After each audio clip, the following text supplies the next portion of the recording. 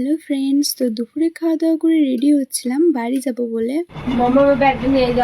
তো এরপর রেডি হয়ে গেছি, এরপর বাড়ি যাওয়ার জন্য বাড়ির দিকে রওনা দেব। আর এখানে বোনের মেয়েটা কি করছে তোমরা দেখো। তো সে অনেক হ্যাপি আছে, কিন্তু আমরা বাড়ি যাওয়ার পর সে অনেকটাই মন খারাপ করে, অনেক কান্না করে। আমরা যতক্ষণ ওদের বাড়িতে ছিলাম ততক্ষণ সে অনেক হ্যাপি ছিল। আচ্ছা না কি আমি দেখো মাম্মা চলো।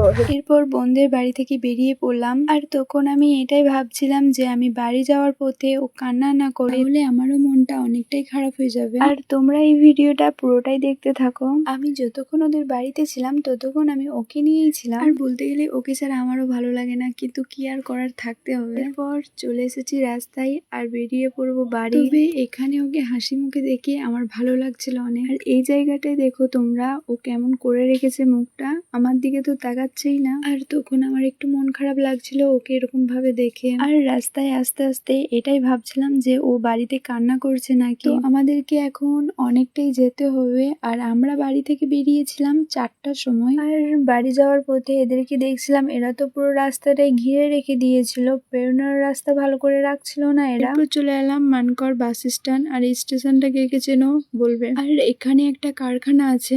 আর তোমাদেরকে একটা জিনিস দেখাচ্ছি, তো তোমরা কে কে এরকম দেখেছো তারা কিন্তু কমেন্ট করে বলবে, আমি তো প্রথম দেখছি। এরপর চলে এলাম মানকর। আর এই জায়গাটা কে চেনো তারা বলবে। আর এখানে আমি দাঁড়িয়ে ট্রেন যাওয়া দেখছিলাম। আর তোমরা কে কে রাস্তায় দাঁড়িয়ে ট্রেন যাওয়া দেখতে ভালোবাসো তারা কিন্তু অবশ্যই কমেন্ট করে বলবে।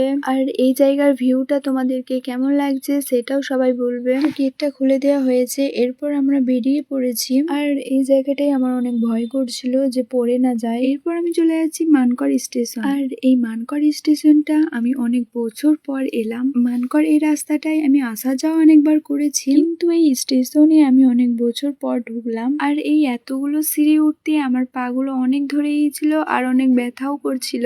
বলতে গেলে আমি আর উঠতেই পারছিলাম না। এখানে একটু রেস্ট করার পর আমি আবার হাঁটা শুরু করলাম। এতগুলো সিঁড়ি ওঠার পর তারপর আমি এইটাই বলছিলাম যে জীবনে কোনো স্টেশনে যাব না আর। কষ্ট হলেও এই জায়গাটাতে এসে আমার অনেক ভালোই লাগছিল। আর এখানে কিছু ফটো তুলে নিয়েছিলাম, আর তার সঙ্গে আমি ভিডিও করে নিয়েছি। আর সেদিন রোদ অনেকটাই করেছিল, অনেক গরমও করছিল। সবচাইতে বড় জিনিস হচ্ছে এতগুলো সিঁড়ি ওঠা নামার পর অনেকটাই ক্লান্তিকর ভাব চলে এসেছিল আমার উপর। এটাই মনে হচ্ছিল যে আমি হয়তো আর পারবো না, এখানেই থেকে যাব। আর আমার এই ভিডিওটা কে কোন জায়গা থেকে দেখছো তারা কিন্তু অবশ্যই কমেন্ট করে বলবে। কমেন্ট করতে কিন্তু ভুলবে না। এখানে কিছু ভিডিও ফটো তোলার পর এখান থেকে বেরিয়ে পড়লাম, কেননা আমাদেরকে এখনো অনেকটাই রাস্তা যেতে হবে। তোমরা এখানে ভিউটা দেখো কেমন লাগছে তোমরা কিন্তু বলো। আর সেদিন মেঘ করেছিল অনেক, তবে আমরা সেদিন বাড়ি ঢোকার পর বৃষ্টি নেমেছিল আর বৃষ্টি হয়েছিল অনেক। আর সেদিন আমাদের বাড়ি ঢুকতে অনেকটাই লেট হয়ে গেছিল। এরপর চলে এসেছি পেট্রোল পাম্পে, এখানে বাইকে তেল ভরে নিচ্ছি। আর এই ভিডিওটা দেখে তোমরা বুঝতেই পারছো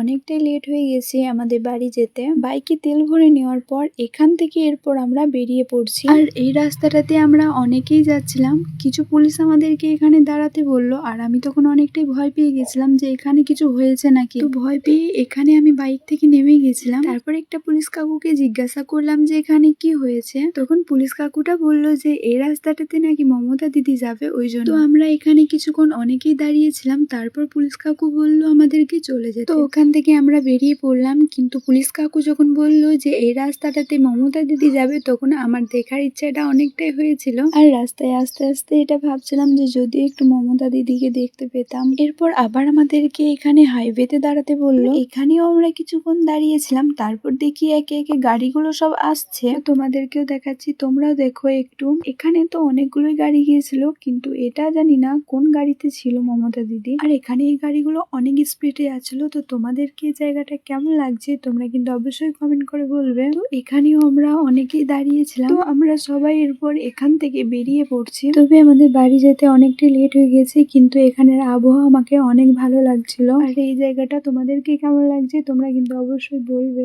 এরপর চলে এসেছি আমাদের গ্রাম। আর আমাদের গ্রামের ভিউটা তোমাদেরকে কেমন লাগছে তোমরা কিন্তু অবশ্যই বলবে। আর যারা এতক্ষণ থেকে আমার এই লং ভিডিওটা দেখছিলে তাদেরকে অনেক অনেক অনেক ধন্যবাদ। যারা নতুন দেখছো তারা কিন্তু অবশ্যই ফলো, লাইক, কমেন্ট, শেয়ার করে আমার পাশে থাকবে। আর এখানে আমি বাড়ির জন্য কিছু মিষ্টি নিয়েছিলাম। এই ভিডিওটা আমি এই পর্যন্ত শেষ করছি। বাই বাই, আল্লাহ হাফিজ, সবাই ভালো থাকবে।